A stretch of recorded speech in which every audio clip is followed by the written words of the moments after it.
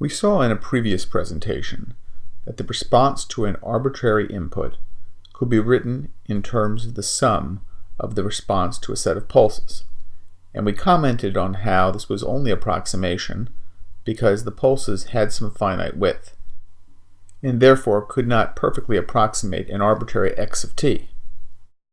In this presentation, we overview how to make this approximation into equality by letting the pulses become impulses, that is, infinitely thin. In this case, we can approximate an arbitrary waveform input and compute what the output would be in response to it. We'll start by breaking up our arbitrary input x of t into a sequence of pulses. Each pulse will have width delta t, and the pulses will be at different time instances. In the case of pulse number I, it will be located at I delta t. That is, it will have been delayed delta t seconds. We label the undelayed pulse p sub delta t of t, and we use the subscript delta t here to indicate the width of the pulse. We'll now approximate our input x of t by this sum of pulses. We write x of t is approximately equal to the sum over I of x of I delta t p sub delta t of t minus I delta t. The height of the ith pulse located at I delta t is x of I delta t. Clearly, as we let delta t approach 0, this approximation becomes increasingly accurate, and we can recover x of t by taking the limit as delta t goes to 0 of the quantity summation over I x of I delta t p sub delta t of t minus I delta t.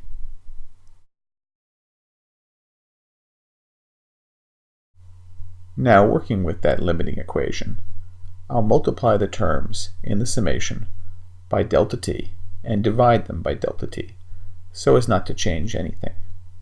And I'll place the delta t in the denominator beneath the p of delta t terms.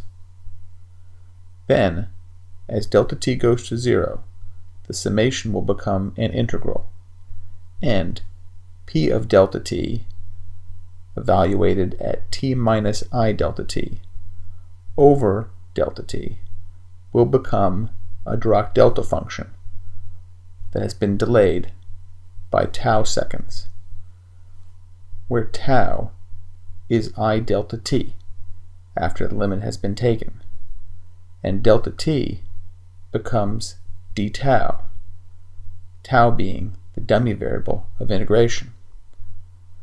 After the limiting process is taken, the equation at the top of the page becomes the equation at the bottom. We have x of t equals the integral from minus infinity to infinity of x of tau delta of t minus tau d tau.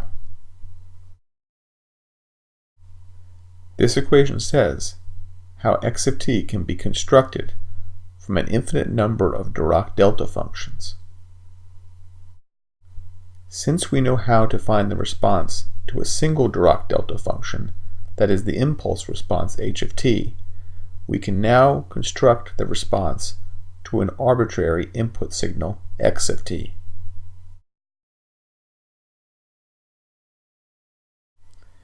Here's how. By using superposition and time invariance, we can find the response to the approximation of x of t. This response is an approximation of y of t. Each pulse in x of t, p sub delta t, will have a response associated with it, which we label yp of delta t. As we take the limit of the approximation of y of t, that is, as delta t goes to 0, we will get an integral. This integral is shown at the bottom of the page. Y of t equals the integral from minus infinity to infinity of x of tau h of t minus tau d tau. where h is the impulse response. This is the response of the system to an arbitrary input x of t. I want to emphasize this equation because it's one of the most important results we'll have in this class. It says how to find the output to an arbitrary input x of t for any linear system that is time invariant. We'll be studying this result and its implications over the next several presentations. Let me point out that x of t, y of t, and h of t, which appear in this equation, are all signals. X of t is the system input, y of t is the system output, and h of t is the system's impulse response. The equation, however, relating x of t to y of t is a system model, just like a differential equation relating x of t to y of t is a system model. This integral is called the convolution integral. It is the convolution of x and h to produce y. This integral is very important to many engineering problems, so you'll see it again and again in many classes. Now we're going to introduce a new notation for the convolution integral. We'll simply put a star between two signals to indicate their convolution. So x1 of t star x2 of t is equal to the integral from minus infinity to infinity of x1 of tau, x2 of t minus tau, d tau.